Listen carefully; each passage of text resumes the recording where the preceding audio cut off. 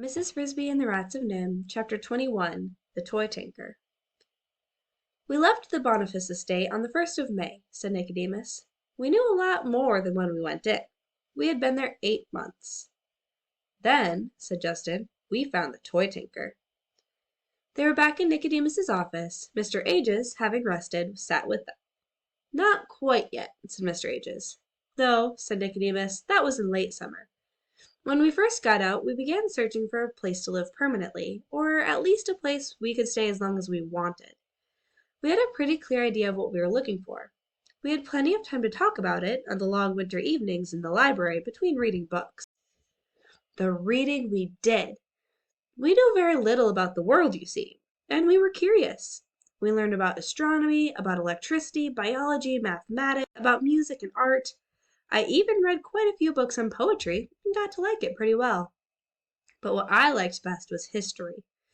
I read about the ancient Egyptians, the Greeks and Romans, and the Dark Ages, when the old civilizations fell apart, and the only people who could read and write were the monks. They lived apart in monasteries. They led the simplest kind of lives, and studied and wrote. They grew their own food, built their own houses and furniture. They even made their own tools and their own paper. Reading about that, I began getting some ideas of how we might live. Most of the books were about people.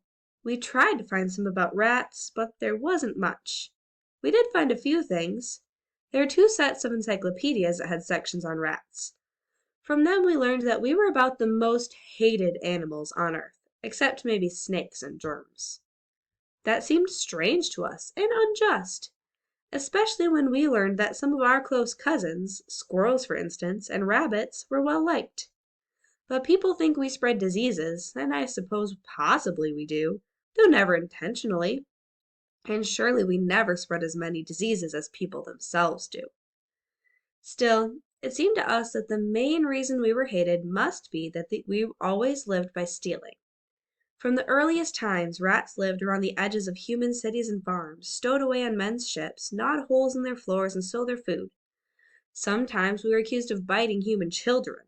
I didn't believe that, nor did any of us, unless it was some kind of abnormal rat bred in the worst of city slums. And that, of course, can happen to people too. Had we, then, no use at all in the world? One encyclopedia had a sentence of praise for us. "The common rat is highly valued as an experimental animal in medical research due to its toughness, intelligence, versatility, and biological similarity to man." We knew quite a bit about that already. But there was one book, written by a famous scientist, that had a chapter about rats. Millions of years ago, he said, rats seemed to be ahead of all the other animals, seemed to be making civilization of their own. They were well organized and built quite complicated villages in the fields. Their descendants today are the rats known as prairie dogs. But somehow it didn't work out. The scientists thought maybe it was because the rats' lives were too easy. While the other animals, especially the monkeys, were living in the woods and getting tougher and smarter, the prairie dogs grew soft and lazy and made no more progress. Eventually, the monkeys came out of the woods, walking on their hind legs, and took over the prairies and almost everything else. It was then that the rats were driven to become scavengers and thieves, living on the fringes of a world run by men. Still, it was interesting to us that, for a while at least, the rats had been ahead. We wondered if they had stayed ahead. If they had gone on and developed a real civilization, what would it have been like? Would rats, too, have shed their tails and to walk erect? Would they have made tools? Probably, though we thought not so soon and not so many. A rat has a natural set of tools that monkeys lack, sharp-pointed teeth that never stop growing. Consider what the beavers can build with no tools but their rodent teeth. Surely the rats would have developed just reading and writing, judging by the way we took to it. But what about machines? What about cars and airplanes? Maybe not airplanes. After all, monkeys living in trees must have felt the need to fly, must have envied the birds around them. Rats may not have had that instinct. In the same way, a rat civilization probably never would have built skyscrapers, since rats prefer to live underground. But think of the endless subways below subways below subways they would have had. We thought and talked quite a bit about all this, and we realized that a rat civilization, if one ever did grow up, would not necessarily turn out to be anything at all like human civilization. The fact was, after 8 months in the Boniface estate, none of us was sorry to move out of it. It had given us shelter, free food, and an education, but we were never really comfortable there. Everything in it was designed for animals who looked, moved, and thought differently from the way we did. Also, it was above ground, and that never felt quite natural to us. So when we left, we decided that our new home should be underground, preferably, if we could find it, in a cave. But where? We thought hard and studied maps and atlases. There are plenty of those in the study. Finally, we reached some conclusions. To find a cave, we would have to go where there were mountains. There aren't many caves in flatlands. And for food, it would have to be near a town, or better, near a farm. So we wanted to find a farm, preferably a big one, with a big barn and silos full of grain near the mountains. We studied the map some more, and it was Jenner, I think, who spotted this area as a good place to look.